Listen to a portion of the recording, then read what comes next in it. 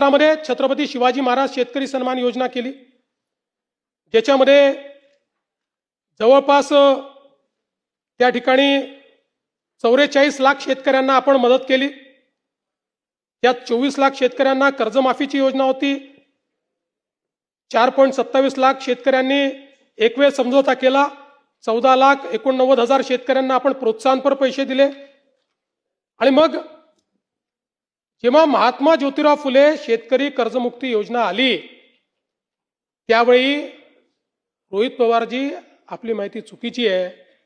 2017च्या योजनेमध्ये लाभ मिळालेल्या म्हणजे छत्रपती शिवाजी महाराज योजनेत लाभ मिळालेल्या शेतकऱ्यांना 2019च्या कर्जमाफी योजनेतनं वगळण्यात आलं, देण्यात नाही आलं, हे वगळण्यात आलं। त्यामुळे या ठिकाणी 17ला लाभ मिळालेल्या शेतकऱ्यांना महात्मा ज्योतिराव फुले कर्जमुक्ती योजनेत लाभ मिळालेला नाही, त्यांना वगळलेला आहे। म्हणून आपल्याला मिळालेली माहिती वस्तुस्थिती दर्शक नाही आहे। एवढंच नाही, 2008 साली देशामध्ये कर्जमाफी झाली, त्यानंतर 9 मध्ये आपण आणली महाराष्ट्रामध्ये, 8 नंतर। आता 9 मध्ये देखील आपण ज्यावेळेस आणली त्यावेळेस 8च्या माफीमध्ये जे समाविष्ट होते त्यांना आपण वगळलं आणि इतरांना आपण 20,000पर्यंत त्या ठिकाणी मदत केली। मर्यादा जी होती ती 20,000ची मर्यादा होती।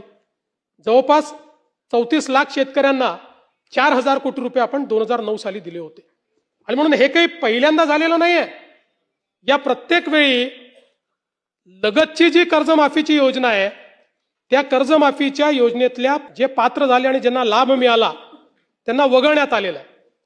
आणि आपण जर बघितलं तर याच्यामध्ये परतफेडीच्या संदर्भातही हे जे टाकण्यात आलं की 2026 आणि 27ला पैसे परत केले पाहिजे, याच्या मागचा उद्देश हाच होता की आपण ज्यांना प्रोत्साहन देतोय, प्रोत्साहन घेत असताना त्यांनी पुढे नीट कर्ज भरलं पाहिजे, या दृष्टीनं आपण या ठिकाणी अशा पद्धतीची योजना केली होती।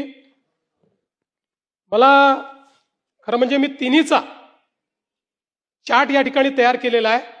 आपल्या लक्षात येईल आतापर्यंतच्या योजनांमधली सगळ्यात मोठी योजना ही यावेळची कर्जमाफीची योजना आहे। टाळ्या याच्यानंतर वाजवा। सातत्याने या संदर्भात अटी शर्ती आहे तशी मागणी होत होती।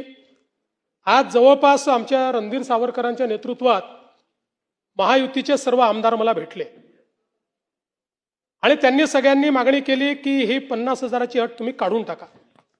त्यावेळी त्यांनाही मी आकडेवारी दाखवली।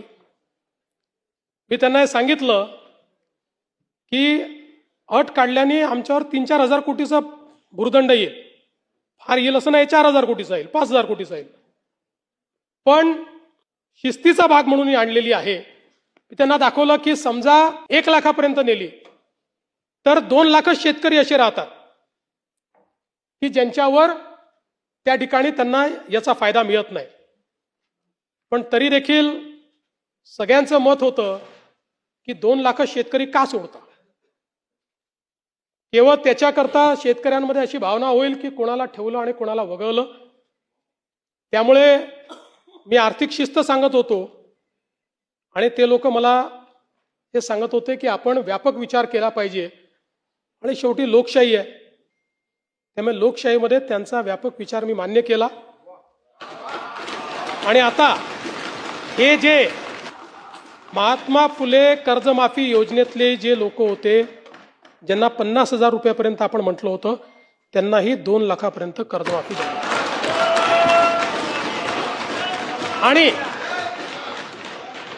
त्यासोबत 26-27चा जो नियम आहे तोही वगळण्यात येईल। आता आपल्याकडे तर सगळं आहेच, 26 मध्ये कोणी कोणी पैसे भरले आहेत जसं यांनी सांगितलं 95% लोकांनी पैसे भरले। त्यामुळे आता त्याच्या आधीच्या 3 वर्षातले कुठलेही 2 वर्ष ज्यांनी रेग्युलर भरलेले आहेत ते सगळे लोक याकरता पात्र होतील। पुन्हा सांगतो, पहिल्यांदा राज्य सरकारने हा निर्णय घेतलाय, यापूर्वी कधीही असा निर्णय झालेला नाही।